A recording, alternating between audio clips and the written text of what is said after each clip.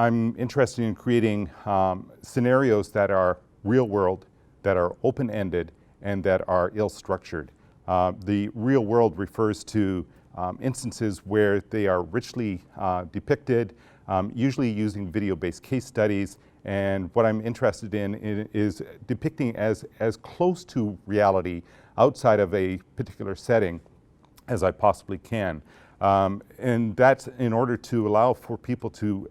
position themselves so that they recognize the settings, the contexts that are being depicted, and so that they can actually see the motivation that's involved with it, as compared to problems that are usually presented to learners in structured learning environments, i.e. classrooms, that are usually abstracted from the real world. They are very, very much closed in from the perspective that they don't have the richness of detail, so that the focus is on only the one problem that's actually being presented.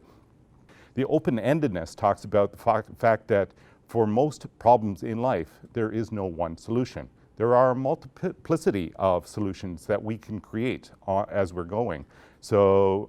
what I'm trying to do is build into these environments that realness so that people can actually create their own responses, their own solutions as they're going forward. I don't believe that knowledge can actually be transferred from one individual to another. Information can be communicated, transferred from one person to another, but the way that we actually make sense out of that information is highly idiosyncratic. It has to do with the way we are, the kinds of backgrounds that we've got, the experiences that we've had, and the way that we've actually structured the way our mind is going to be able to work as a result of all of those experiences. Since this day and age has turned out to be one in which we have a lot of information, so no longer can the teachers think about themselves as being the purveyors of or the gatekeepers of information or access to information, but we need to now start working on how do you make sense out of all the information that you have available to you. So this mechanism that I have of taking a look at problems and trying to identify the problems, come up with the solutions based on the experiences of the individuals who are involved, and this collaboration, negotiation that we have between individuals has the potential to revolutionize, I hope, the way that we take a look at education, whether it be at the K-12 kind of setting or at higher education levels, et cetera. There are also possibilities for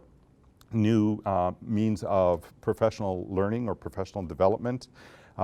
because most of my work is, to the present day anyways, focused on adult learning, so at the higher education kind of level. But there's corporate training that would be involved,